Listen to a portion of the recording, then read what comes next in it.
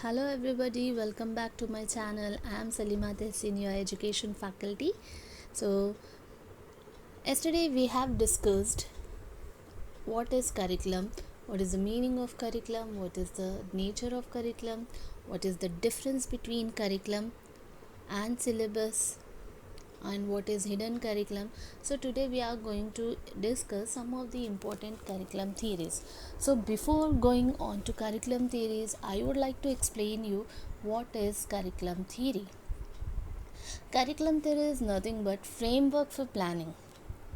They are just giving you the map for planning, implementation and evaluation.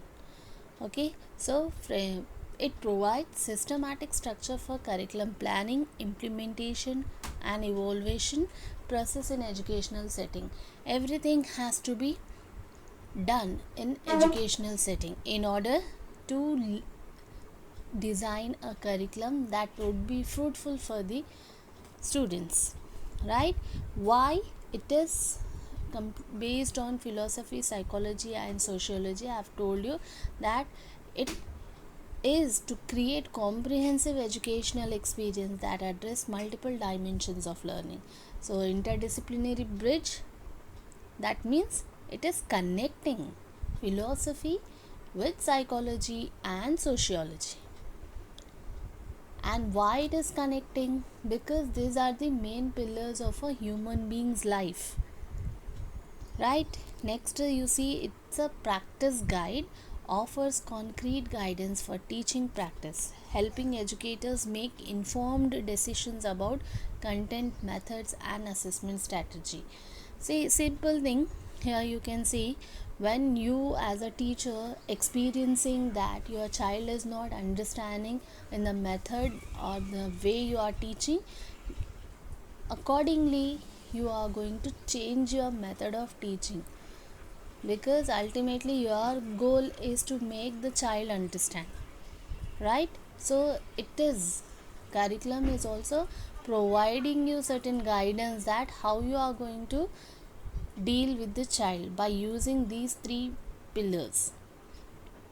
Okay, so curriculum theory serve as the intellectual foundation that transform educational philosophy into practical classroom reality. Okay, ensuring that teaching and learning are grounded in sound theoretical principles. So obviously philosophy doesn't give you the practical aspect, it always gives you the theoretical base. Okay, that has to be transformed. Philosophical theories and principles has to be transformed into the reality, that means practical aspect. And what is sociology? Sociology is giving you what to teach them as per the needs of the society, what has to be teach.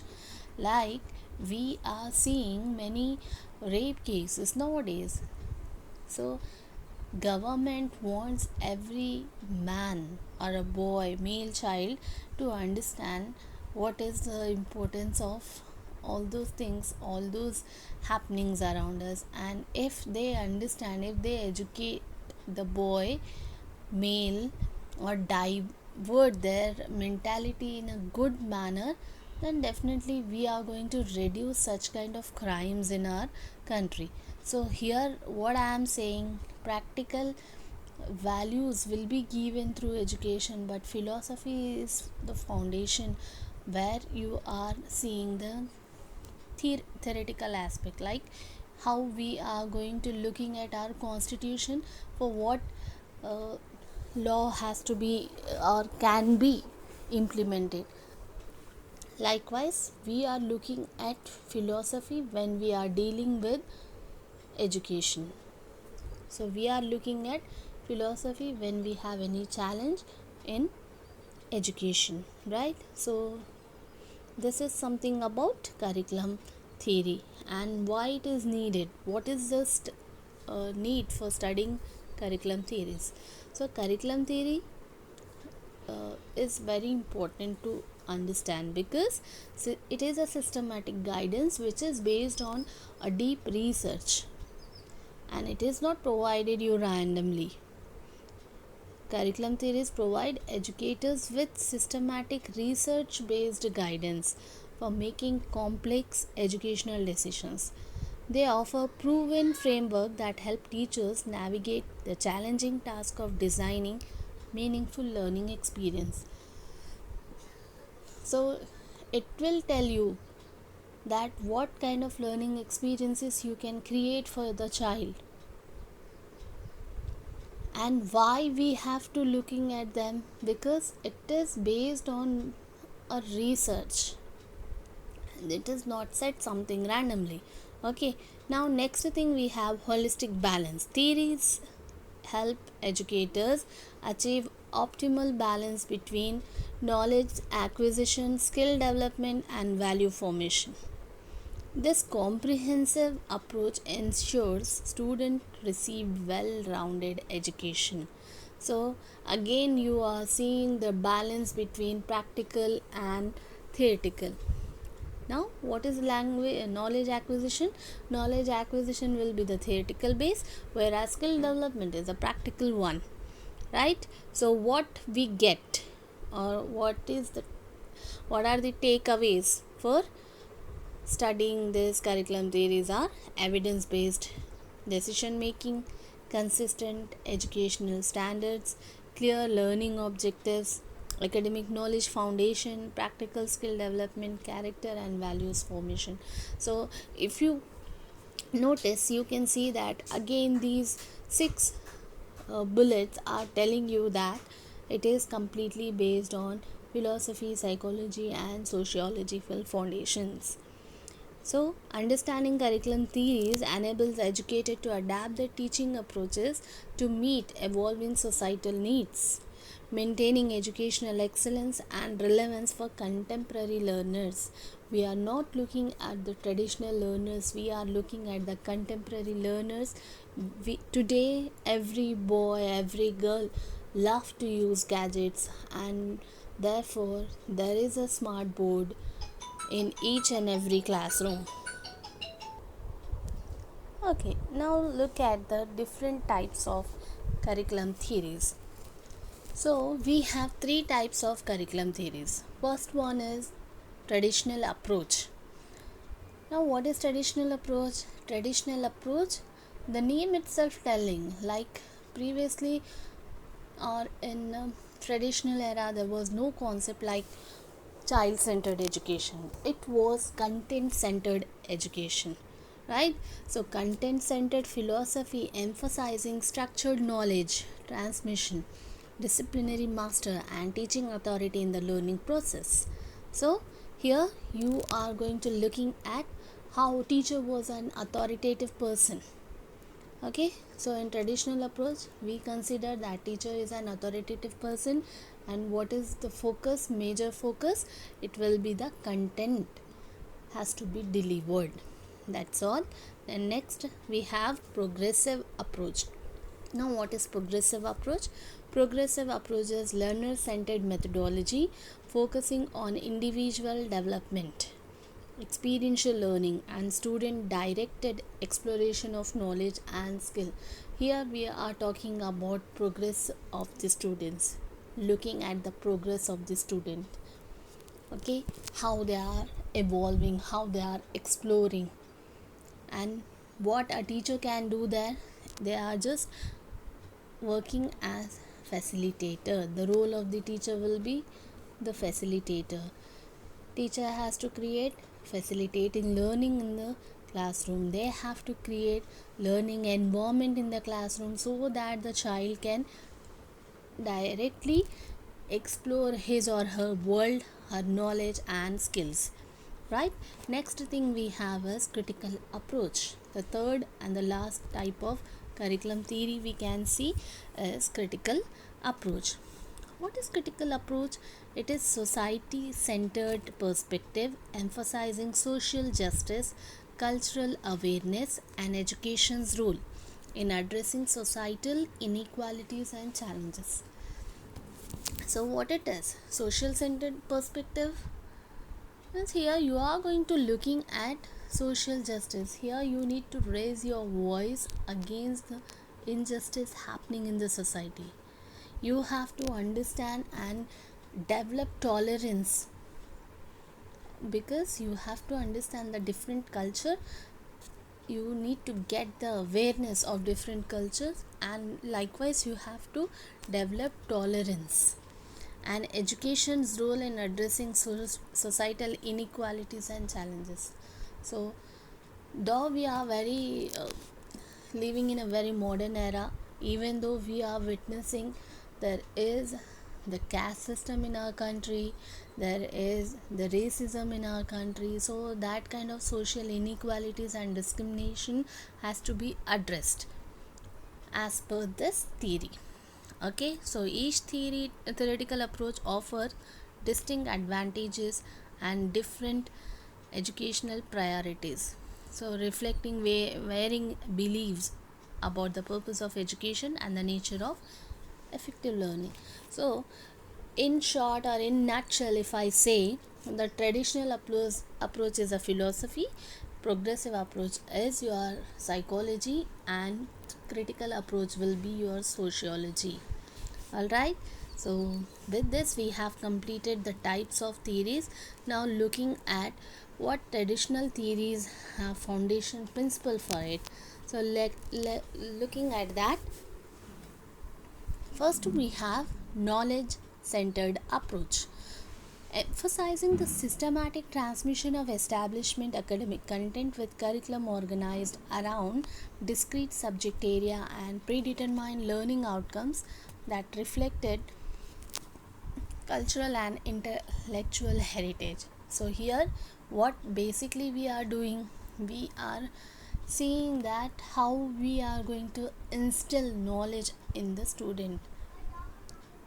Why? Because we have already predetermined learning outcomes, and what that predetermined learning outcomes reflecting, it is reflecting cultural and intellectual heritage. So it has to be like, if the child is father is doctor, the child has to be the doctor. If the child is the father is king, the child has to be the king. Likewise we have predetermined outcomes. There was no liberty of choosing. Are you getting my point? So student has to be learn what is already determined for them. So that is knowledge centered approach. Next, teacher as authority. Teacher has complete authority to teach whatever he likes in the classroom. Position the teacher as a primary source of knowledge and classroom management with clear hierarchical relationship that emphasize respect for expertise and institutional authority. Today we are in the era that give respect and take respect concept is there, but there teacher was the supreme expert who has to be give respect. Obviously the teacher has to give respect, but whatever however the things were there, like we can take the example of Dronacharya. Yes, so what happens, everything around that. So looking at that and understanding that teacher is a authoritative person over there.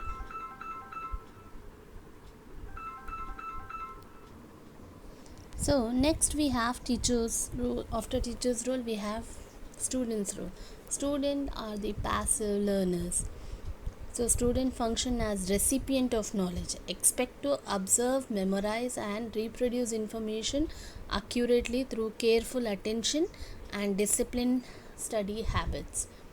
So you might have seen that in Gurukulas how the systems are. So student was like that during the traditional approaches. So student has to be a passive recipient of the knowledge. Next we have discipline and order.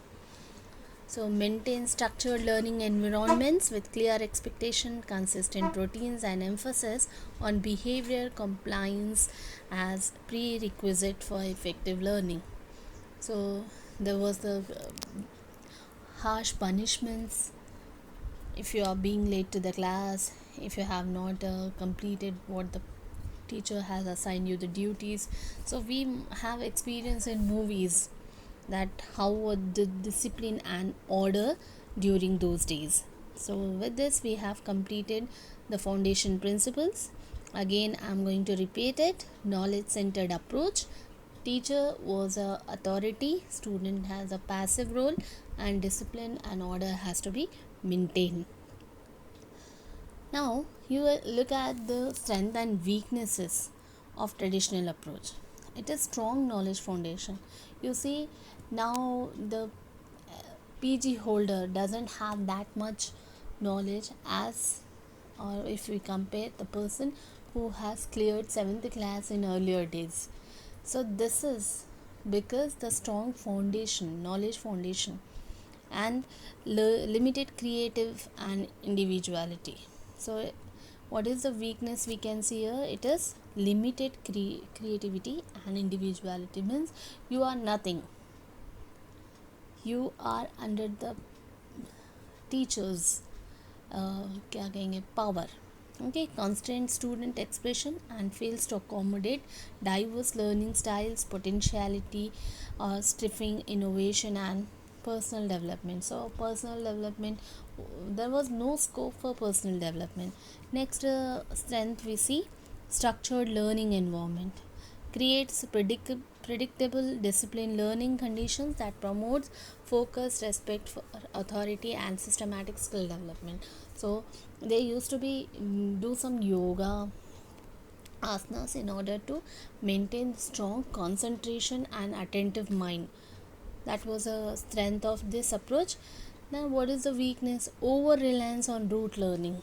So only method was rote learning, memorizing the things, mugging up the things. So emphasizes memorization over deep understanding, limited critical thinking and practical application of knowledge. Yeah, there is a no scope for critical thinking. Like whatever the teacher is thinking, that was to be like imposed on the student. There is no like whatever your opinion, that opinion has to be respected. It was not there, right? The next thing we have is essentialism. So the first theory that we are going to look at in this video, that is essentialism, and this is a traditional curriculum theory. So look at the some definition and historical origins of it. Philosophical foundation. The back to basics philosophy emerged as a response to progressive education, advocating for return to fundamental academic subjects and traditional teaching methods.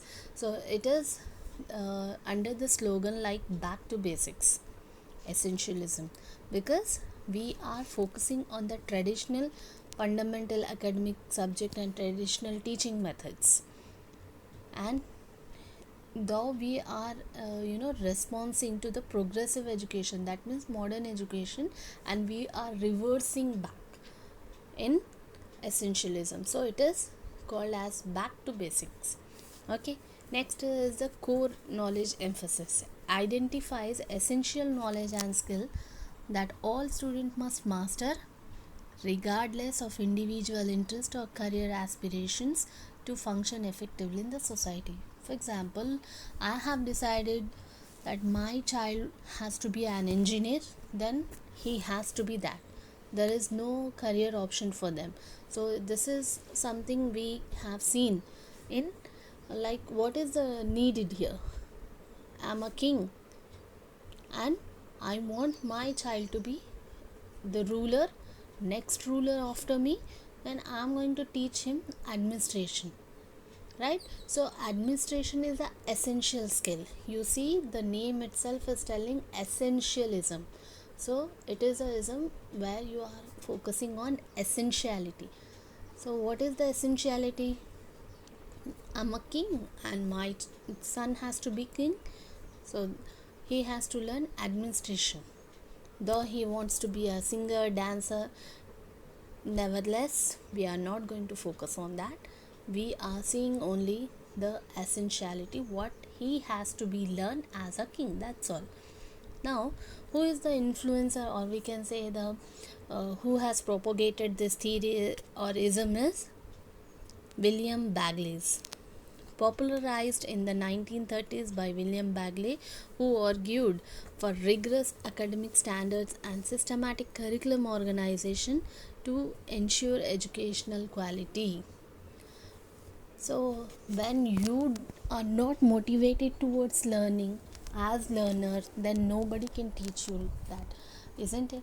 So, first thing is your interest. So, Bagley has raised that question that in order to improve educational quality, we need to look at the systematic curriculum organization. Then only we can bring quality in educational field.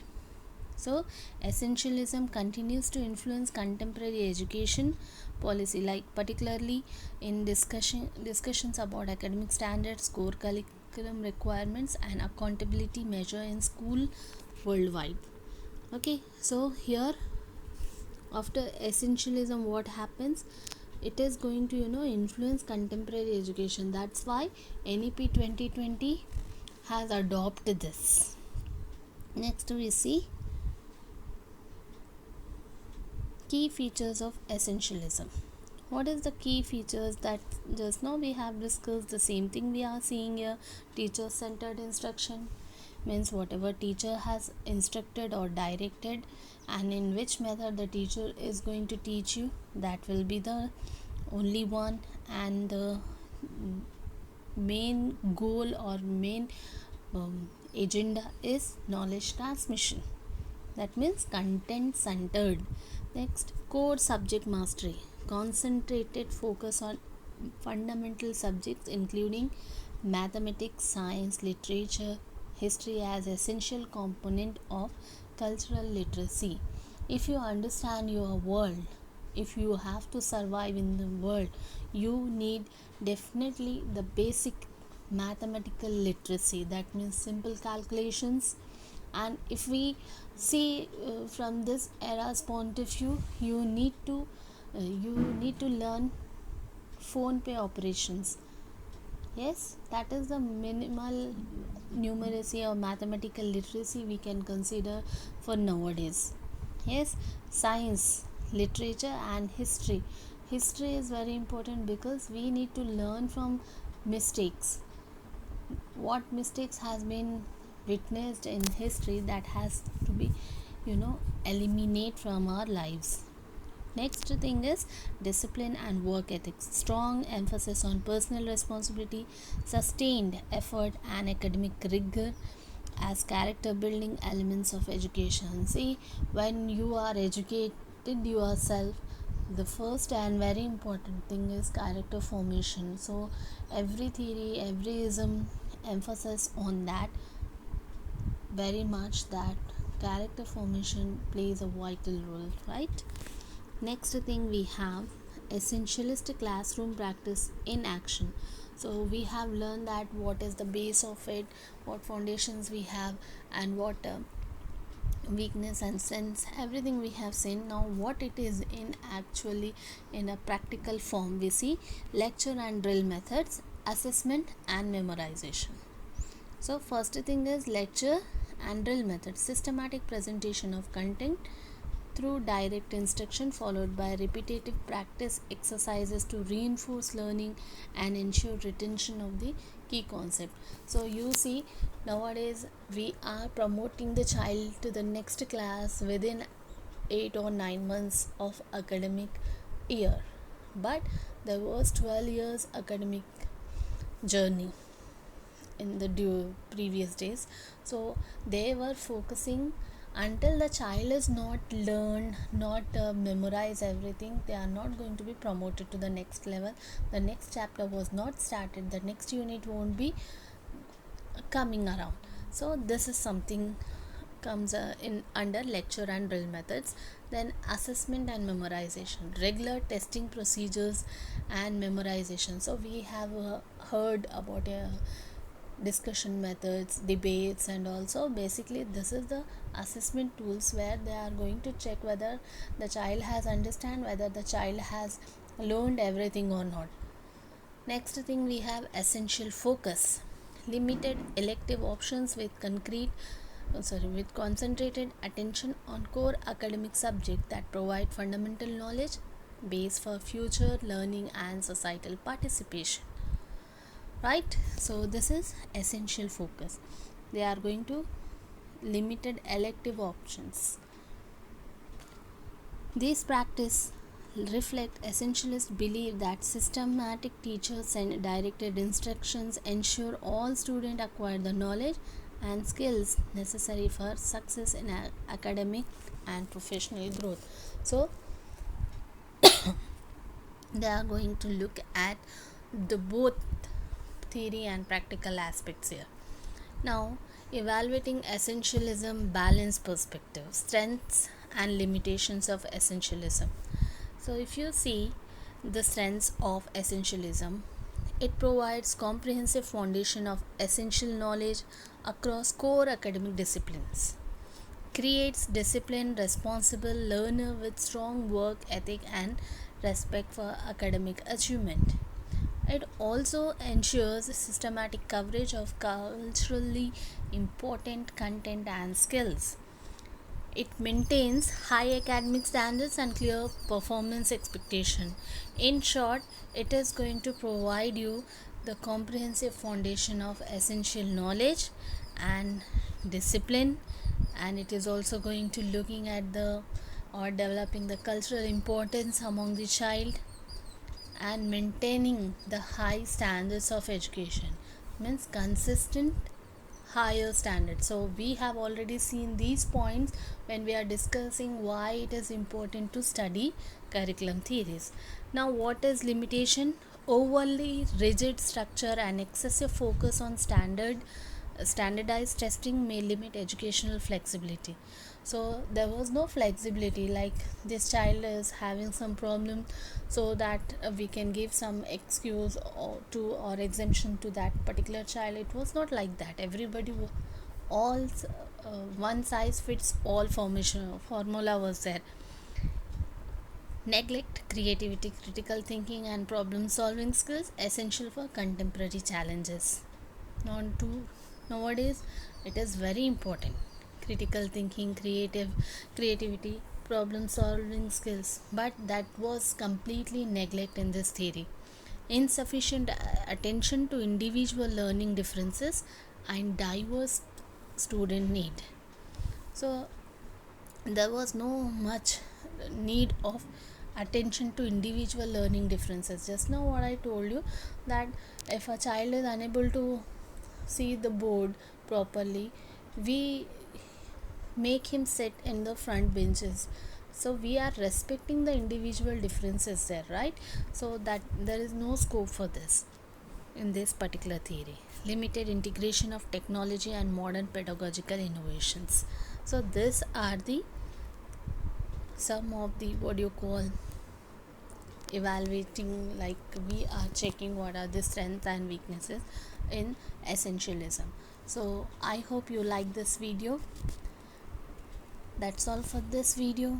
If you like the content, please do subscribe our channel, like and share. Thank you so much.